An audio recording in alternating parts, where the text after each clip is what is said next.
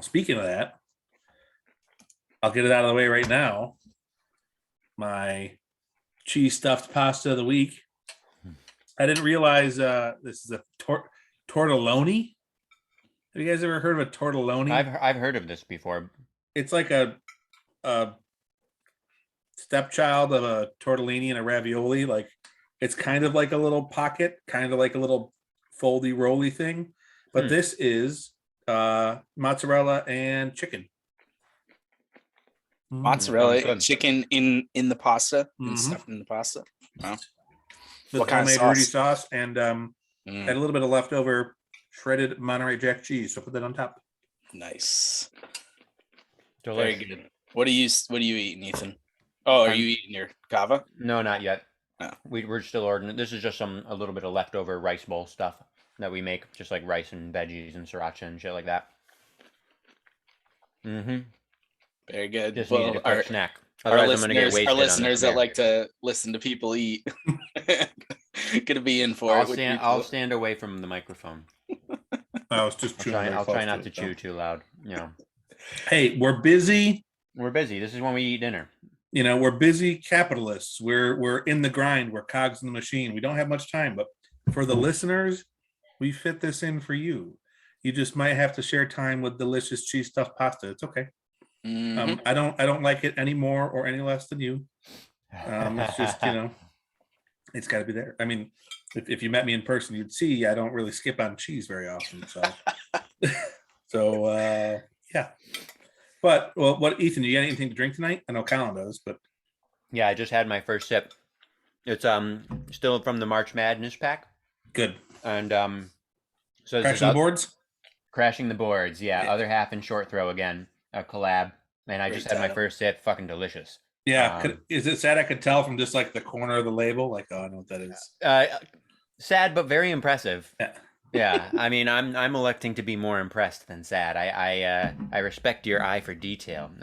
Well, thank you. That makes me feel much better. There you go. Your next box is packed up. I just don't know when to drop it off at FedEx.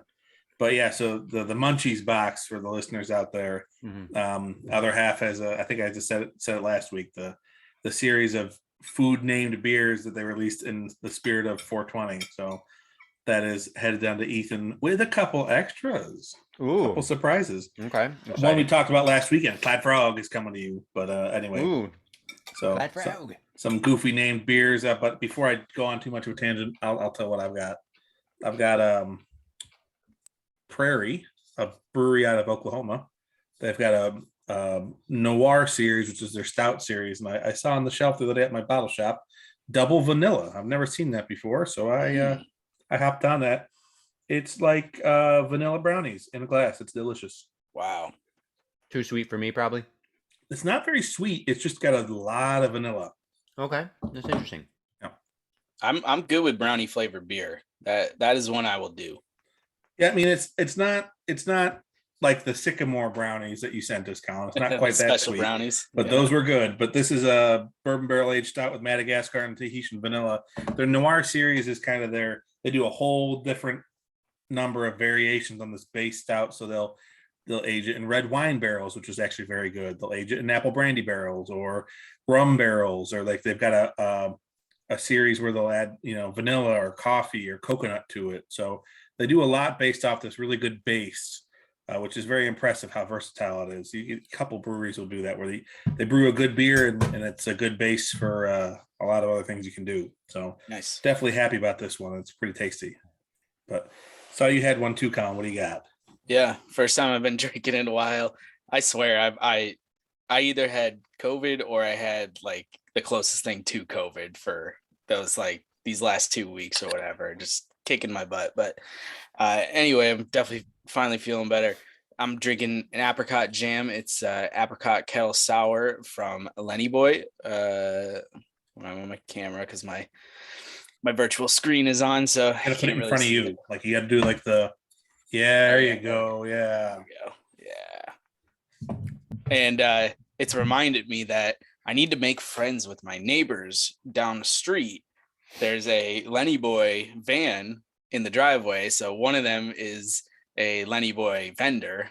And only one time have I ever seen them or seen the person who does the vending like outside where I could have, like made an introduction or whatever. But I think I was on a walk during lunch and I needed to get back for a meeting or something, so I couldn't stop. But like every single time I go by, I never see them outside. And I'm like, I just want to say hi. Like, I'm just imagining you like you see them and like running down the street. Like, wait. Yeah, it's not that close, so I can't like actually look down the street and see them, but they are at the other end of the street. So one of these days our paths will cross. But Lenny Boy's a really cool brewery. If you guys come down for more than a day ever, that would be one that we would go to and I check love the name. out.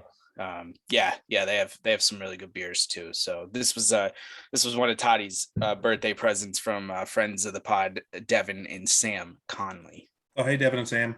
Hey, Devin, if you're listening, you if you give us a good question for one of the future podcasts, I'm trying to incentivize it.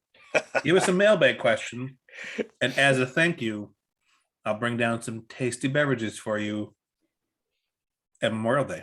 Wow. If he listens to this, he was so mad. They were over this past Friday, I think it was. We were making pizza, and he's like, "How come I've never been on the pod?" Because I was just gonna ask. He saw a beer, the coffee mug that you gave Toddy out, and he's like, "What is this?" And I was like, "We were gonna have him on during the NFL, but then like we don't really talk football, that in depth or whatever, and it just never happened. And I don't want to hear about his fucking Celtics and everything. So he can talk about whatever he wants. All he likes is Boston sports. Hey! Listen to Boston sports radio, and we'll just shit all over him. Okay, you can have Devin on. Yeah, true. And I said Gabrielle because I remembered, not Gabby. Gabrielle. Yes, that's correct, Matt. Good work. She had more knowledge than the three of us knuckleheads smashed together. Yeah, right. Don't. Yeah, I mean, I don't know. She had lots of excellent knowledge, but I mean, can she tell you like Mickey Mantle's 1956 Triple Crown line? I don't know. I mean, I also disagreed with her thoughts on the Rays, but maybe we have her back in the future. So yeah. But yes, Devin should come on. He can talk about Boston sports or whatever he wants. If he talks about Boston sports, we'll just shit on him a bit. That's fine. All right, Devin. Invitation's open, but also do whatever Matt said, and you get some beer. So I mean, you're gonna get beer regardless. Spoiler alert! Yeah, yeah. Matt's gonna bring a fuck ton of beer, anyways. Yeah. What a fucking mensch! Oh, Devin's gonna get some beer. Dalvin's gonna get some beer. Yeah.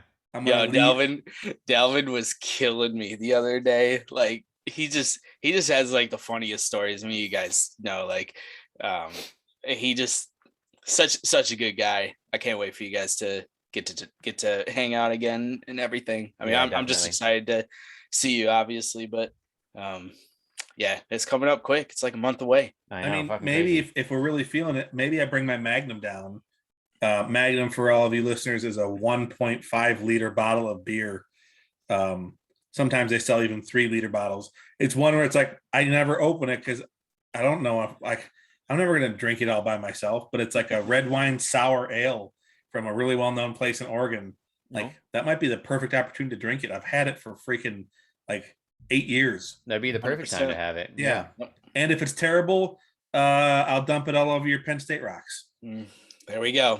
My new landscaping. Just kidding. I wouldn't do that, but it's okay. No worries. So I have something for the pod tonight.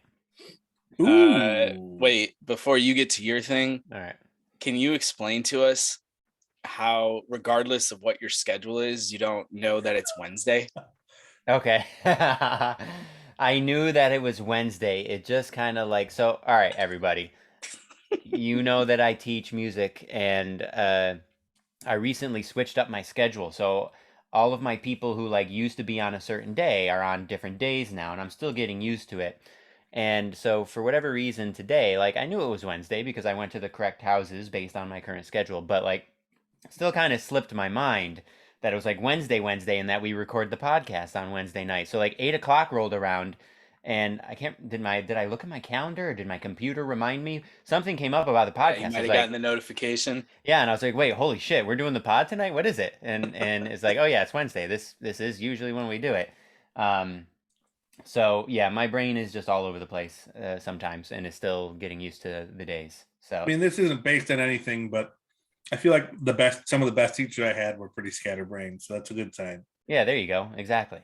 Well, and part of it for me too is I teach on the weekends too. So only a very small amount, but like um I don't have like a super set thing, where like 5 days on, 2 days off or anything like that. So but yeah, that's how that happened. Although I'll admit a little ditzy even for me. But yeah.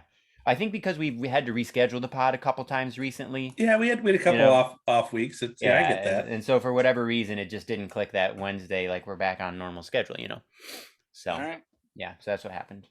All right. Go to your thing. All right, my thing is very brief, and I already said it in our text thread to Colin and Matt, but the podcast listeners need to know. Um, the first base coach for the St. Louis Cardinals, his name is Stubby Clapp. Stubby Clapp, Clapp. This is a real human being who is a coach in the major leagues. Stubby Clapp. I repeat, Stubby Clapp. This is probably the most important thing I've ever said on the podcast. Okay, forget about my review of Camden Yards last week. Forget about all of my conversations about like billionaires and music. Forget all of that. Stubby Clapp is a person. I mean, come on.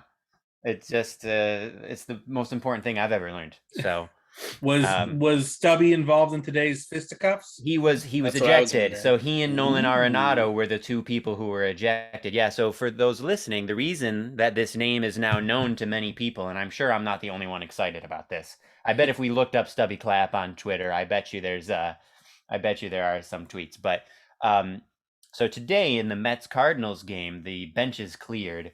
And apparently there's been some tension building there the last couple of games, and there have been some people, some hit batters and things like this. And the Mets have already gotten hit 19 times this season, which is crazy. But specifically between the Mets and the Cardinals, tension has been building. And one of the relievers threw high and inside to Arenado, and he did not like it, and he started yelling, and then benches cleared. And it ended up that Arenado and Stubby Clapp were the two people that got ejected.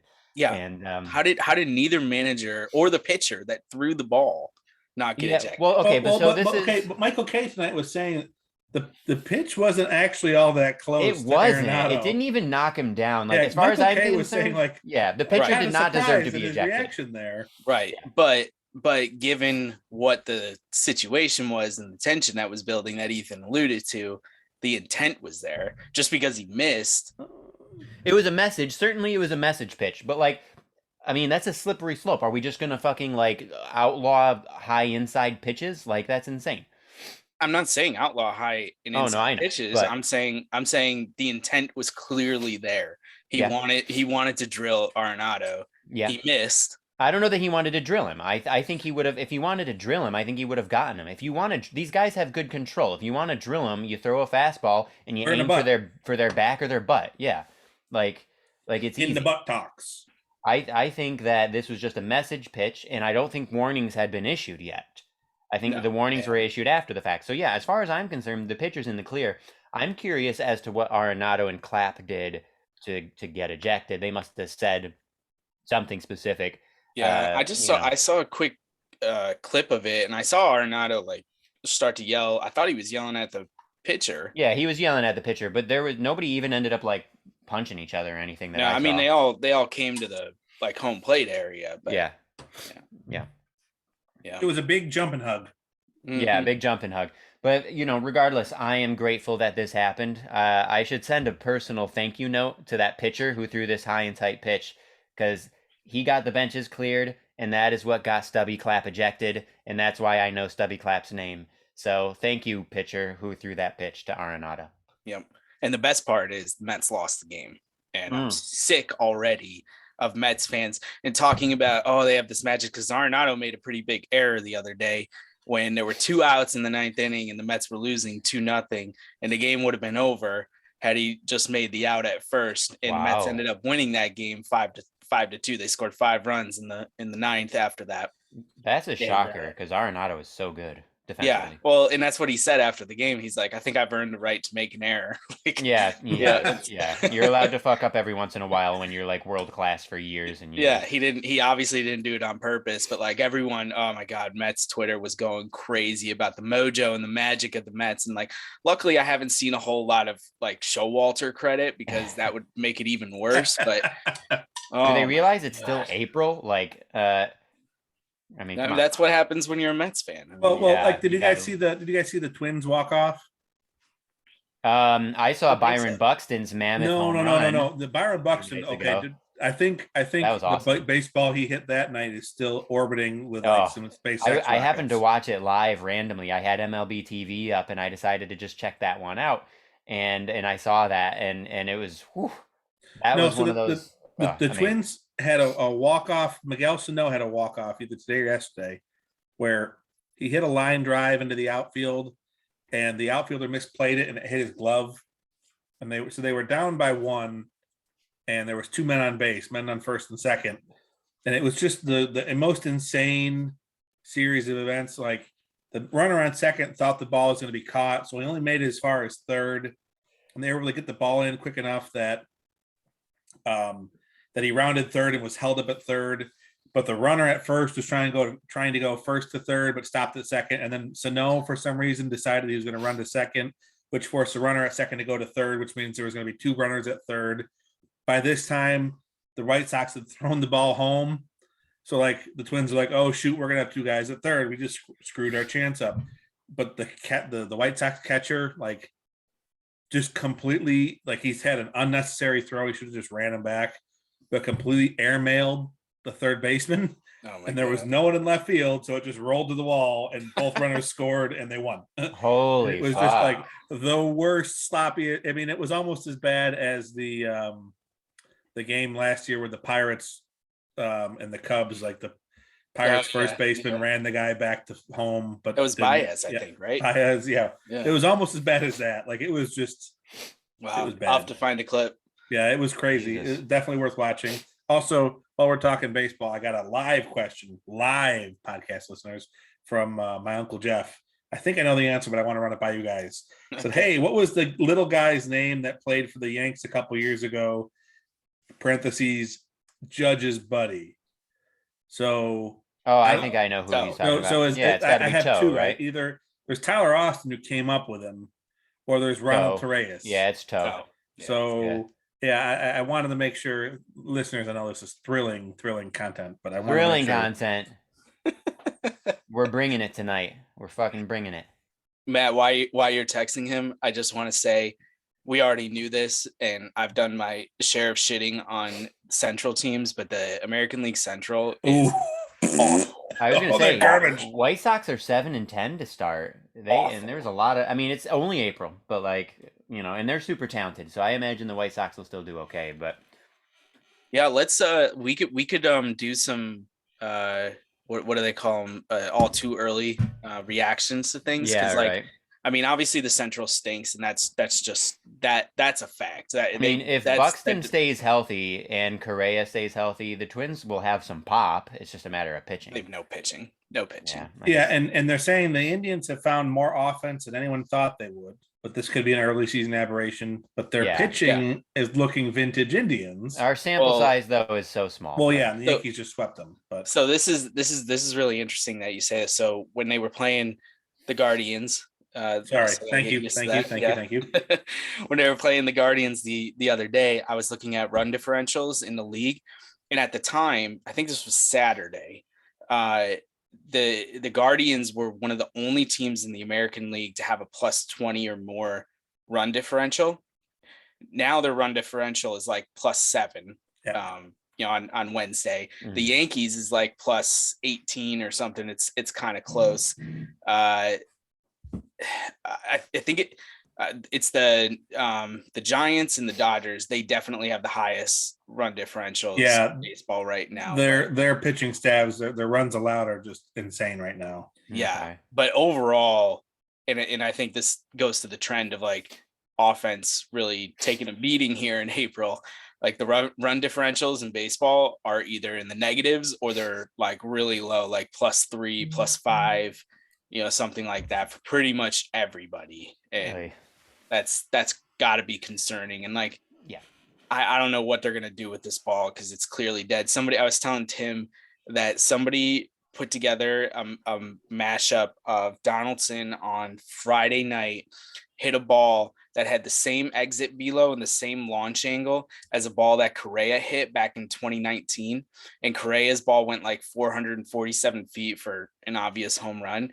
And his ball didn't even make it to the warning track or something like that. Okay, there's more to that though, because air temperature and location, air temperature and humidity are going to have an effect. Right. How so much are of an prevailing effect, winds. though? How much of an effect? And so are prevailing winds. I don't know that it was a hurricane in the Bronx on Friday night, where like, knocking the ball down the ball should have went out, is the point. Would it have gone 447 feet or whatever? Like that's to your point, Matt, but the winds would have to be really strong to take Yeah. something that was 447 feet a couple of years ago to not even the warning track this year, right? The wind would have had to be really, really strong, I think. Well, I mean, I think that's part of going back to the Mets and Cardinals. That's something that Alonso has been really, really, and he's full of conspiracy theories. We know that, but he's been talking about that, about the finish on the ball, for lack of a better word, causing grip issues. There's nothing on it, right? Yeah, and the players have even mentioned, like, well, they say that the new ball that they're using now doesn't take the mud as well as the old balls did, and they're talking about certain pitchers have even brought up that, like, hey, during the game they mix in surplus leftover balls from previous years, and then they can tell there's a difference between the new balls and the old balls. So I don't know if this is like tinfoil hat wearing conspiracy stuff, but there's definitely a lot of chatter among the players about kind of the state of things, which let's give ourselves that and say, okay, the MLB is all powerful and doing these things on purpose. It's so absolutely contrary to what they need to be doing. Like, if anything, right, they would want the balls to be like they were 3 years ago, where you sneeze the check swing and it would go 435 feet to left center.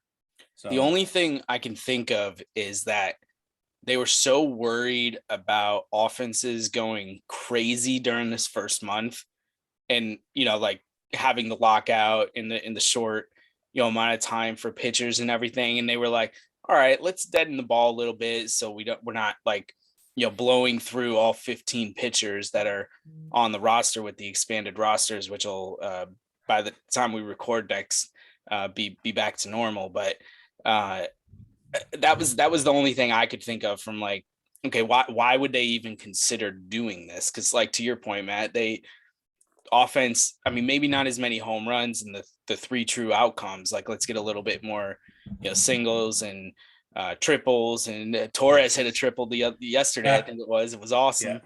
Yeah. And so, but I was just like, maybe they just didn't want to blow the arms of all the pitchers and everything, and they just took it too far. And I mean, obviously they can at any point, just like they did with the sticky stuff last year. I mean, how many no hitters were thrown before June, and then they clamped down on that. And that, I mean, pitchers were still dominating, but not quite at the same extent. And like, they could change the ball, and it may not be 2019 where I had 34 home runs like Joe Posnanski did, but it could bring a little bit more pop. I mean, Rizzo seems immune to it, although his balls are like just barely making it out of the short porch in Yankee Stadium. Yeah. But I mean, the fact that the league leader in home runs right now has 8, and we're at the end of the month of April. I know it started a little bit late, but 8 home runs for the league leader. Like, I think it's been a long time since the league leader had less than double digits. And Rizzo has there's more a few home runs days than left, but well, Rizzo has as many home runs now as all of the Orioles. Oh God, that's With depressing. Is that real? With Santander's home run tonight, they have 8 now. Is that Jesus real? Christ. Yes, Oh my God. yes. So the Orioles collectively are worth 1 Rizzo. And the Orioles hit what, like 3 homers themselves yesterday, right? Wasn't it At least one? 2. The one off of Sevy, the one off of Loizaga. Yeah. That was a bomb. So at least 2. Well, it's kind of like the only big hit we had the night that Ethan and I saw him in person was Mullins' bomb. That was it. Yeah, right, But, right. yeah, I don't know. I think you're right, Con. I mean, again, like we talked about last week, there's tolerances they set up, but if they can control within those tolerances, they can effectively, change the outcome or change the behavior of the ball, and still hide behind the fact that the ball is legal within the set tolerances that we have for our manufacturers. Like, I imagine in the NFL if we go back to Deflategate and said, okay, well, it can be deflated or inflated anywhere between whatever, making up numbers here, 13 and 16 pounds. Like, if you set the tolerance that wide, then you have all sorts of different outcomes, and you're going to have teams exploit that as best they can. So I don't know. Yep. I agree. Stubby clap. Hey, look at that! Gallo must have hit a home run. Yeah, I was just thinking that it must have been another one. Really? All right. Maybe he's waking up. Maybe he's gonna fucking figure some shit out. His homer yesterday was to the opposite field. I know. I saw what. That's kudos to Yankees fans. I will say, as much as they've been crapping on Gallo, kudos to Yankees fans to at least there was a Joey cheer. Yeah. What the at bat following his home run, Joey, like, yeah. I think they realize it as much. I'm one of those people that craps on Gallo. Not saying like I've been a very, very harsh critic of his, but if he does well and has a 35 homer traditional, bats 225, hits 35 homers, and has a 900 OPS type season, that is good for the Yankees. Well, of course, he just has to do that. But here's the thing, though, about that, right? Is like, and this is why I was excited about the trade last season, and we have podcast evidence of this. And I've also shat on him too because he has been atrocious since he joined the Yankees. But Matt, you're obviously exactly right. But not only that, he was a 40 home run guy for a few years in Texas, I think, right? Yep. So, like, one of the things about getting somebody like Gallo in Yankee Stadium is he could be a 50 home run guy if he can get back to his usual self because of that fucking short porch we're just talking about. 314 down the corner. Anthony Rizzo, 3 homers, right? 8 homers leading the major leagues. Like, come on. Like, Joey Gallo is obviously, a couple orders of magnitude higher in terms of his skills as a power hitter than like Anthony Rizzo. So if Gallo can figure his shit out, he's a legit 50 homer guy at Yankee Stadium, I think. That possibility, right? So if he figures his shit out, that's huge for the Yankees, right? I mean, that would be fucking huge. So he's just got to do it, but he might be one of those guys. It's hard to say, right? We've had a half a season worth now, and we had this whole debate last time, right? Sample sizes, right? So we've had a whole half a season, and he's been really, really bad. 2 home runs in the last 2 days notwithstanding, he's been really, really bad. So we'll see. I mean, it's only April. He's got a whole season ahead of him. Like, there's time. There's absolutely time to bounce back. So, and I'm certainly hoping for that. Speaking of last week's conversation, it did pop in my head. Ryu wasn't bad all of last year because I didn't say he was bad all of last year. You said like after the All-Star break, right? He wasn't bad the entire second half because when we saw him in Yankee Stadium on Labor Day, he shut the Yankees down in less than a 3-hour game. So that was bad. That was a bad day. And he made the Yankees look silly. So that was probably his only good start. But by your logic, what does that do to the trend? It doesn't do anything. My trend is a long-term trend. Your trend is 6 games. Yeah, but 6 games for a hitter is what the equivalent for a pitcher. 36? No. 30. Pitchers. Well, it depends on what type of pitcher it is. How many 30 games for a starting pitcher? No. It's not Anyway, that. let's move on to the next topic because I have a I'm quick right, topic. and I don't want to go down this path with you. Oh so. my god. Yeah, let's go. So we have 2 milestones to celebrate. Gee. Yep. Miggy Cabrera got 3,000 hits, and G, as of today, has 350 homers. G being Giancarlo Stanton, and he's one of the 10 fastest, I think. I saw a stat earlier. He was number in terms 7 of his age. He's number 7, 7th fastest in terms of age, to 350 homers. So Do you remember who very number cool. 1 was on that list? It was Mark McGwire, 1997. Yeah. Oh. Yep. I remember number 1. I remember A-Rod was, I think, 3. A-Rod was in there. Babe was Harmon, number 6. Yeah, Harmon Killebrew was in there. And Juan Gonzalez was like 2 or 3. Wow. Wangan was like 2 or 3. Steroid era, baby. Oh. Yeah. Yep. Fucking You know him McGwire and and Bernie- Wangan. You know, him and Bernie were best friends growing up. No shit. They're from the really? same. Yeah. I didn't know that. Okay. Yeah. I was reading Chumps to Champs, a book about like the really bad Yankee teams in the early, and they at least like used to go to camps together back in the Puerto Rico circuit. Like That's really cool. but like Bernie asked when the Yankees moved him up to Connecticut or something to like acclimate him to America and to like train him more and help him learn better English and things like that. And he asked if he could bring a friend, and that friend was Wangan, and the Yankees said no.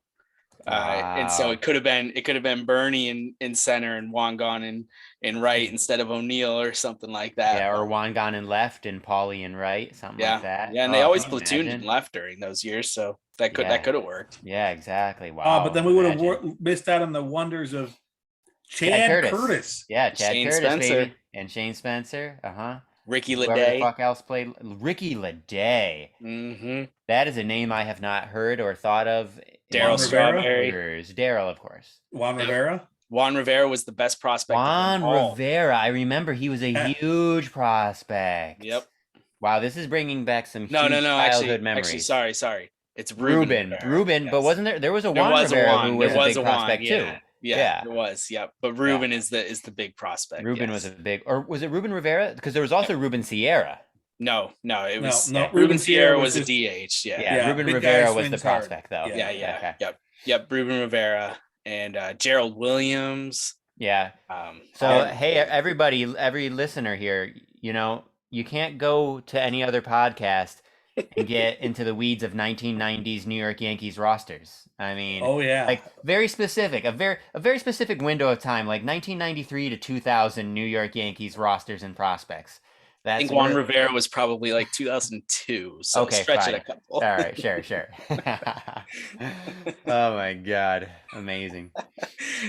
Yeah, I was excited about Miggy. I honestly could care less about the whole Aaron Boone intentionally walking him. I don't know if you guys want to talk about It that might or be whatever, interesting. but okay. If you don't care, then we don't need to. yeah, I'm just saying, like, I don't care. A friend of the podcast, Joe Podzansky, wrote an article about how that's bad for baseball. I do want to talk. blah, Yeah, blah, I do blah. want to talk a little bit about it. But yeah, you continue first. No, go ahead. I don't care. I Okay. think it doesn't matter what we think as fans. And this is not something new either. Like a lot of the media tries to make it out to be like all of a sudden baseball people don't care about the fans. Guess what? Baseball people never cared about the fans. Nobody in sports cares about the fans. They want to do what they think is best for winning. That's it. Right. That's it. So, and this is what I want to talk about actually. So for me, it's not even about this specific intentional walk, but it's about intentional walks in general. And Joe Paz has written about this a lot, and I happen to agree with him. As you guys know, I agree with him on pretty much everything. I think intentional walks are a fucking crime against humanity and should be illegal.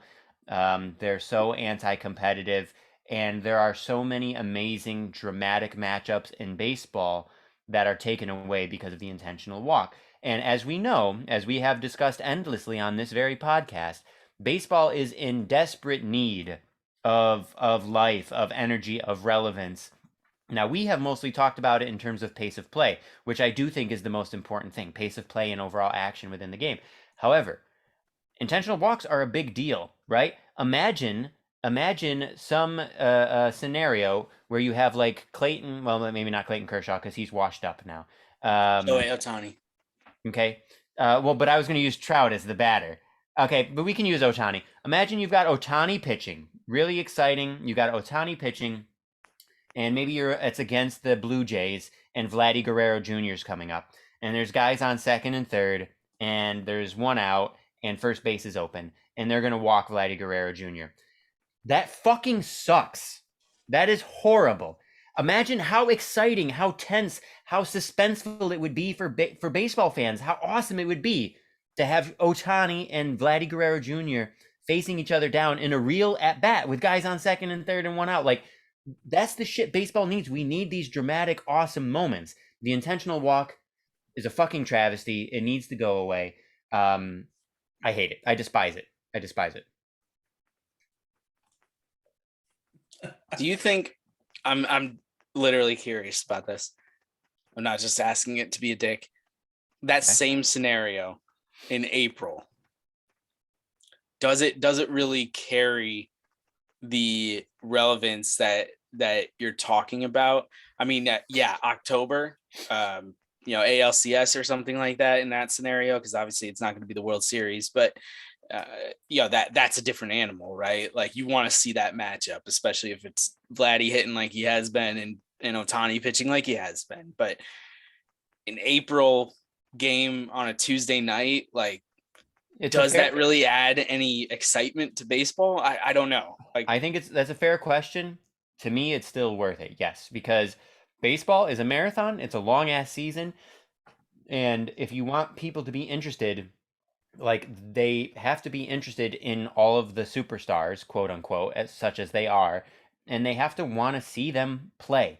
And even in April, it would be really fun to see Shohei Ohtani face Vladdy Guerrero Jr. Like I don't know. And yeah, obviously but in April, Shohei Ohtani just may decide that he needs to manage his load because it's early in the season. I knew that you were going to do this. And a game's not going to matter. So he may just take a couple plays off. So I never said that about pitchers. Thank you very much. I meant it. Pitchers only. Well, Ohtani's different. Well, though he's just DHing. So pitchers, it's way different. They're pitching every 5 days. They should give it their all every 5 days. I was talking about the guys who are out there every single day, running around every single day. Ohtani's a DH and a pitcher. He got no excuse. He needs to be given 100% every pitch, every at bat. The guys who are running around constantly and are playing 140, 150 games a year, they are allowed to maybe run 80% on a routine ground ball or on a routine fly ball. In this case, good try though, Matt. Have I gotten that transparent? Like, oh man.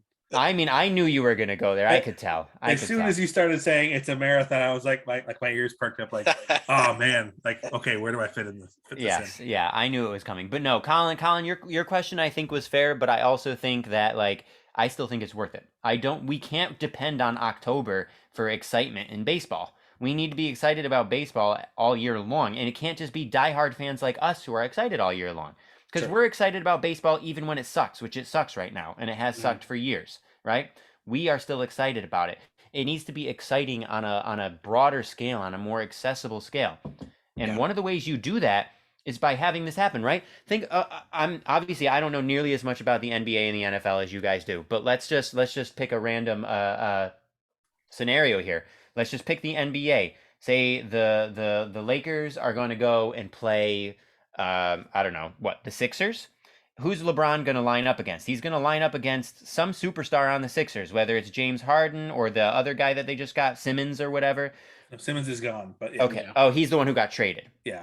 Okay, but you get my point. When you go and you watch an NBA game, you're going to see LeBron matching up against some fucking stud on the other team, and they are going to be going at each other all game long, and that is exciting. That is fun to watch. It doesn't matter whether it's the beginning of the season or the playoffs.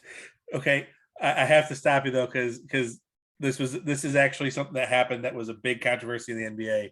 Because if they'd have back-to-back nights, if for some reason there was a schedule, like you've heard the term load management, right?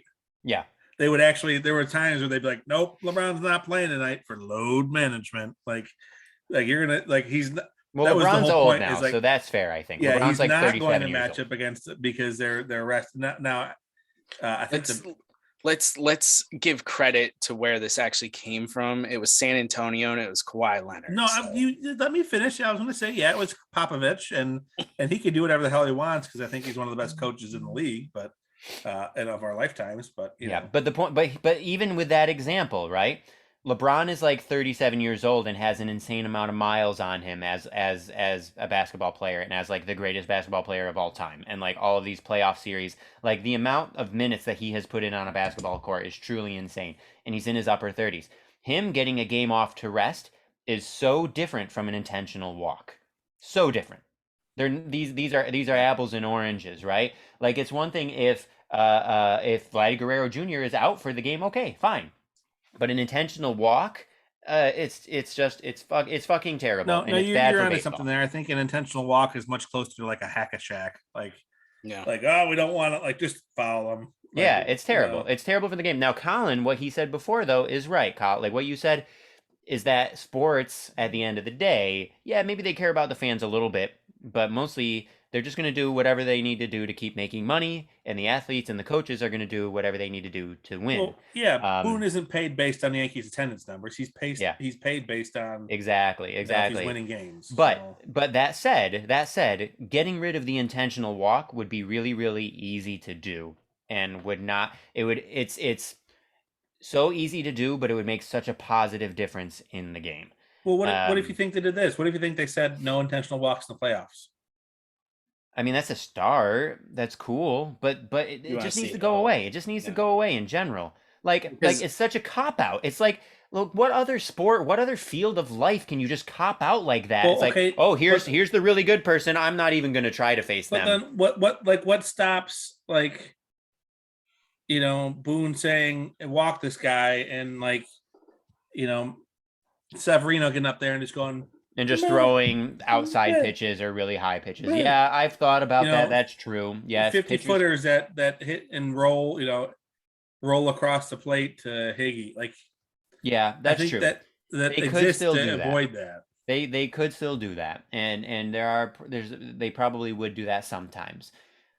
I would like to think that if the intentional walk were illegal, that wouldn't happen every single time. I think that you're right. Probably sometimes people would just still do it. They just have to throw the 4 pitches, and they would just throw bad pitches. But like, I still think that's worth it because trying to throw bad pitches for these guys doesn't always work out. They might accidentally get one in the zone, or they might accidentally throw it away and it goes past the catcher, and then the runners move, somebody scores, whatever. So whereas now, or even beforehand, right, where the catcher would just stand up and you just kind of throw it to the catcher standing up. Now they just say it, right, and the batter goes to first base. Making them actually throw the 4 pitches.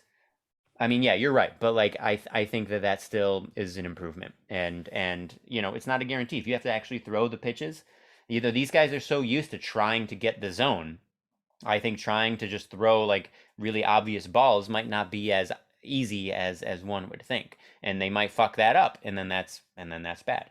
Yeah. But regardless, it's so anti-competitive. It's terrible. It's terrible for the game.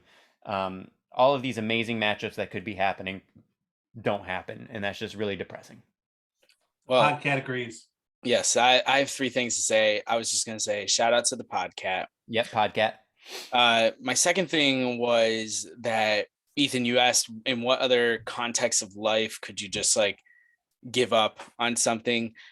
I say this to Toddy all the time. Ghosting in 2022 is a real thing. There are people on social media who show that they have like thousands of emails or like 400 something unread texts, and they're like, I'm a bad texter. I can't get back to people. I can't communicate, blah, blah, blah, True, and everything. true. And I'm like, oh my God. Anyway, That's true. baseball maybe, I don't know, subliminally helped make that a societal thing. Who knows?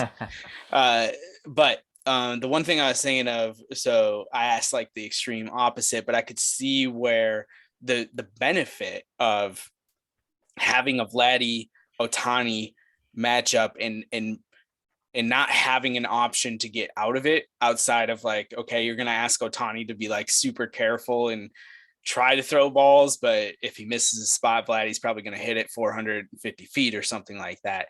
The benefit of that situation is scoreboard watching, right? Like all right, it happens in April. Maybe it doesn't have the impact that it would in October, but these guys are going to match up again at some point in the season, right? And then it's like, okay, well, Ohtani got him this time in a big moment, but maybe Vladdy will get him the next time. Vladdy's going to remember that. These guys remember this shit. Yeah.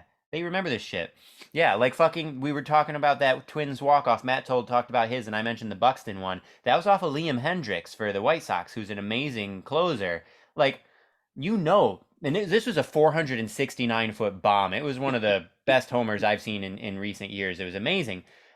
Both of those guys are going to fucking remember it. And you know, the next time Hendrick, and they're in the same division. They're going to play each other a lot of times. This year. Yeah. You know, the next time Hendricks faces Buxton, he's going to fucking remember that because he feels humiliated. He feels shitty about giving up that fucking bomb. That's exciting. That's cool. Buxton's going to remember, right? So who knows what's going to happen? Maybe Hendricks throws at Buxton. Hendricks has a different approach, whatever. But they're both going to know it, and that's cool. That's fun. And we don't get to have that shit because of the intentional walk in many cases. Okay. One quick shout out to Uncle Jeff again. The reason he wanted to know is because he wanted to send me a picture of Torreyes wearing Judge's jersey. And I have never seen this before, and it's amazing. Amazing. So it looks like a smock on Torreyes, and Judge wearing Torreyes' jersey looks like he's wearing a tight-fitted t-shirt. Let's talk about their measurements real quick. So we know that Judge is listed officially as 6'7" and 282 pounds. Torreyes is listed as 5'8", which is my height. Like the average height for an adult man in America, 5'8". That's Torreyes. And does it have his weight? Is he one half of a Judge? Like 155, 5'8", 5'8", 155, and then 6'7", 282. Okay, so literally, I'm only a little bit lighter than Torreyes. Okay, so everybody who knows me, picture me. That's Ronald Torreyes next to Aaron Judge, who's 6'7", 282. That's fucking hilarious. Yep, love it. Shout out. Sorry for all those who are just listening to the podcast and didn't get to see the picture I just showed, but it was well worth it. Google Torreyes Judge jersey swap. It was or even just like Judge Torreyes and just look at photos because they were buddies. Like just look at pictures of them together. I do miss the Tonight Show as dumb as that was. Yeah, I miss that. Oh, I loved that. Yeah, I miss that a lot. Yeah, the 2017 team was so much fun, and it's so crazy to think that was 5 seasons ago. Fucking insane. Yeah, it doesn't make any sense. We got anything else on the docket that we got to cover tonight? What else we got? Oh, come on. There's one other big thing that came out yesterday. Come on, guys. Oh, my God. Baseball related or no? Guys. The Yankee letter? Related. The letter There's nothing leaked. new in it. Wait, what is this? The letter leaked. I didn't hear about this. The Yankees cheated. We already knew this. Oh, okay. So a bunch of sore losers from DraftKings sued Major League Baseball in a class action lawsuit about the cheating scandal that happened with the Astros, but also with other teams. Yeah. And the allegations against the Yankees were kept in a sealed letter and never released. Whereas, and I think this is fairly unfair. The Red Sox and the Astros had their allegations kind of publicly aired. The Yankees' allegations stayed hidden. Now, not to minimize it, because the Yankees still cheated. So I will say that to start. The Yankees cheated similarly to other teams cheating, but what I thought, can I just jump in? Jeff Passan basically laid it out and said that the way that the Yankees cheated was the way that everybody else in Major League Baseball was cheating at the time. So it was not. Yeah, the Astros were egregious. I'm not gonna whitewash it though. They were cheating. Yeah. They were using the video room and signal callers in the bullpen. I'm just trying to lay the context out that like cheating is rampant in Major League Baseball. But they were using the bullpen phone to relay signals to the dugout, and that's why the fine was improper use of the bullpen phone, and that's why the Yankees are sticking behind that. Although, but I guess what I take away more than this, and we've already talked about how much Ron Manfred is a clown, but literally the day, was it before or after that letter was written, he was publicly everywhere saying the exact opposite. So I don't know if either that like, do the Yankees have like a stranglehold on his like nuts, or sorry, maybe Mom. Randy Levine has like blackmailed him or something. Yeah, or is he just that much of a clown? I don't know. But like, it just, to me, to me, it looked worse for Manfred than it did for the Yankees. And again, I'm saying this completely as a Yankees fan. The Yankees cheated. It's still bad. It's it, but yeah, I'm not whitewashing that the Yankees cheated.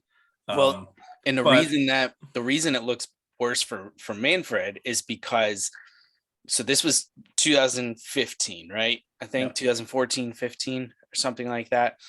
And the other point that Passan makes is if Manfred had just come down harder on either the Yankees or the Red Sox or any of the other 29 teams or whatever that were cheating in the same way, maybe the Astros thing doesn't happen. Yeah. Right. And instead, the Red Sox got their slap on the wrist, got their warning, and then nothing happened with the Yankees, obviously, and then the Astros just took it to a whole new level, and here we are today, trying to sift through who cheated worse. When like it's just like I'm just so numb to it now. I don't know. Now this might be a little too much. The truth is out there, X-Files bullshit, but cheating seems to follow Carlos Beltran. And what's weird about this, and I don't know, that is me. That is correlation, not causation. That is completely an unfounded Matt just seeing a trend statement. But I do remember when the Yankees signed Beltran, Michael Kay and the guys in the booth talking about how great he was in the clubhouse for all of the intelligence he brings and all of the help he brings in terms of, reading tipping pitchers. Wow. And like it like again, that could be true, but it's very, it's very damning looking back at it with 2020 vision. I don't know if it's true or not. And I don't want to just condemn Carlos immediately, but it's multiple points to make a coincidence there that may or may not be true. And right. I don't want to be like Tucker and just ask questions. Yeah, I said Tucker. I want to just ask questions there and throw it out there. I don't know. But it is one of those things where it's like, I hope it's not the case, Carlos, but yeah. I can see the point that you're making, Matt. I'm never going to be the person to slam Carlos, especially after seeing what happened to Alex Cora in this whole thing. Yeah. Like, and AJ Hinch. Yeah. Well, but Hinch lost his job. Yeah, but then he got a new job. Yeah, which is but fine. you said Cora got his job back. Like Cora, nothing happened to Cora, and Cora did he have a 1-year suspension or no? Yes. Yeah. Okay. It was the COVID year, so right. Whatever. But Cora was part of that Astros team, and he was part of the Red Sox team that was also there. There's proof of them cheating through the playoffs in the year that they won the World Series. Like if you're gonna do the witch hunt and make Carlos out to be the pariah of everything, and he can't get a job in baseball now as a manager when he had that locked down with the Mets, but you say it's okay for Alex Cora. That doesn't make any sense to me. I'll make it clear. Alex is just as guilty or more guilty than Carlos. So I'm not saying that. Yeah. Yeah. No, I know. Right. Yeah. I'm not saying that you were. I'm just saying like I don't get it, and that's why. To your point, Matt, like that's what makes Manfred look so bad. Is because like we are trying to sift through who's the worst person, who cheated more, like all of these people. If it was really that big a deal, if baseball really cared, they should have just washed them out of the game. They shouldn't be allowed back in the game. But obviously they don't care because all of them are back in the game except for Carlos Beltran, who hopefully will get a chance to get back into coaching. And you want to know what's insane is Pete Rose is banned for life and has been for decades for gambling on baseball. He didn't do any like egregious cheating in the game. He just he bet his own money on what he thought results would be. Like, I don't know. Well, I mean, they both call into the question the integrity of the game. Okay, fair. But like to me, there are still degrees here. Cheating in your actual game you're playing in and betting, and he wasn't like throwing games, right? He didn't bet on his team to lose. I don't think he was throwing games. That's Yeah, I don't one think he thing. did. If that was what had happened, okay, that's a huge issue. That's just as bad as the other cheating we're talking about. But like, where it's not logically consistent. It doesn't make any sense. Where is the line That's here? exactly Why? that's exactly what Yeah. I'm saying. Why is Pete Rose banned for fucking life? But like Hinch and Cora are fine. It's and anybody else, right? Anybody else who has been, I don't know. I think it's and again, I'm not inconsistent. saying that this is a good reason that Hinch and Cora shouldn't be banned for life, but I'm saying for the betting standpoint, you don't want to ever say one set of betting is okay. Like you don't want to start down the path of like, well, that betting is okay, but Sure, that but like, betting isn't. Like, yeah, so that's fair. But that's why they banned have for to be. life, though. No, and again, I don't think so. I mean, I think, frankly, I think what Steinbrenner did in the '80s for Dave Winfield is worse than what Pete Rose did. Yes, But yes. but he's an owner, and he probably circle jerked with the commissioner back then, and Paid lots of money. yeah, was Yeah, it Faye whatever. back then, right? Faye Faye Vincent? Vincent. It was yeah, Faye. It was Vincent who Yeah, suspended him. Yeah. yeah. So have some under the table dealings, and It was actually the other owners that got him back in. poof, yeah. So Crazy. yeah. Wow. All right. Anything else we got? As Aaron always, Rodgers we is end on a single high again. note. To all our lady listeners, go and date Aaron Oh Rodgers. my God. He's a fucking quack. He is a Yeah. quack. Wasted can- talent, but also an overrated. He can throw a football though. That's strong words coming from a team with Daniel Jones as their quarterback. Same team that has beaten you in the playoffs multiple times, That's on their all way right. to a Super Bowl where a certain Eli Manning took home Super Bowl MVP honors, not once, but twice. That's true. Two This is true. times. Yeah, these are facts. These are facts. Facts. I'm not disputing those facts. Oh man. So good. Never All right. gets old. Yep. I mean, if you really want to go down the overrated path, then we can say Saquon. So don't even start that. We got one season left to figure it out. Generation One season left to figure it out. Talent of our generation. One season left to figure it out. Oh, but his line is bad. So what? Historically bad. So Yeah, so historically what? If he was a bad. generational talent, he'd live with it. Oh my God. Jesus Christ.